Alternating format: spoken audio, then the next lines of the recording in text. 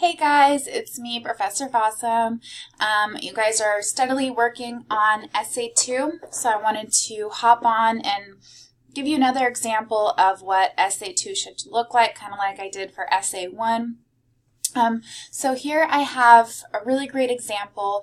I want you to remember that for Essay 2, we're focusing on the types of evidence and whether or not they do a good job of sort of supporting the claim, right?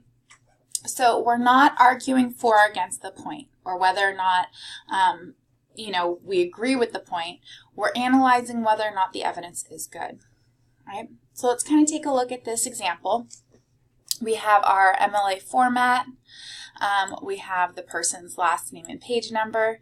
And we have an interesting title, Mass Incarceration Controlling Our Nation. So remember, this is the first hook. It's the first thing that kind of grabs your reader's attention. Second, we have our introductory paragraph. It starts with a hook, right? So this writer spends a long time on their hook, and that's totally fine. I want you guys to kind of be creative with this hook, use it as a space to really think about like what stands out to you or what kind of got your attention. So they write, a French writer named Jean-Baptiste Alphonse Karr once said, "The more things change, the more they remain the same." Although this adage may seem contradictory, this idea is often demonstrated through the many ways that history repeats itself.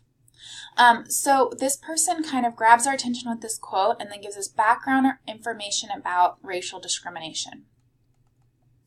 They then go ahead and present the name of the author of the article, and they make sure to have the title of the article. Right? They give a little bit of summary of the article, which you really want, and then they go into their thesis statement, which reads, Alexander provides convincing evidence, including statistics on racial bias in the American justice system, the discrimination against convicted felons, and the history behind the war on drugs to support her claim that mass incarceration is the new Jim Crow. Right? So here they're saying convincing evidence. So that's the important thing. First, they say it's convincing. Second, they let me know what the evidence is discussing. So what you can also do is you can also say, Alexander utilizes personal examples, statistics, and expert opinion to kind of make her point, right? That's another way you can go. But this is also somewhere you can go with that. So their first topic sentence reads, through the use of shocking statistics, right? So they're not just saying like, statistics, they're saying shocking, right? So make sure you use specific language. Alexander sufficiently, right? So she's doing a good job, backs up her claim by shedding light on the racial bias that takes place throughout the American justice system, right? So then they go ahead and integrate their quote. When discussing the number of African Americans that are imprisoned in the United States, Alexander points out a startling truth, comma, quotation marks, the racial dimension of mass incarceration is its most striking feature. No other country in the world imprisons so many of its racial or ethnic minorities, right? So they have a couple sentences of quote, they cite it with the page number, and then they transition to another quote, and then they kind of explain how the quotations are effective, why it's sufficient evidence, why they think it makes the point for Alexander, right? So I'd like you to go ahead and make sure that you're rereading the prompt. This paper can be a little tricky for students because it's so hard not to just like give our opinion.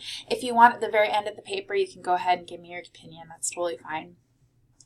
I also wanted to check in and say that I'm really impressed with the Frankenstein reading responses, and as a whole, this class is really good about following directions and really considering all aspects of the question that I'm asking, and so I just wanted to check in and let you know I'm really impressed with that.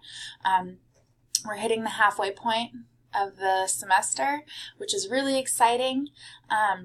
Our next couple modules are going to be about fiction, so we're going to leave this module after you turn in Essay 2, and we're going to kind of transition into talking about fiction for the rest of the semester.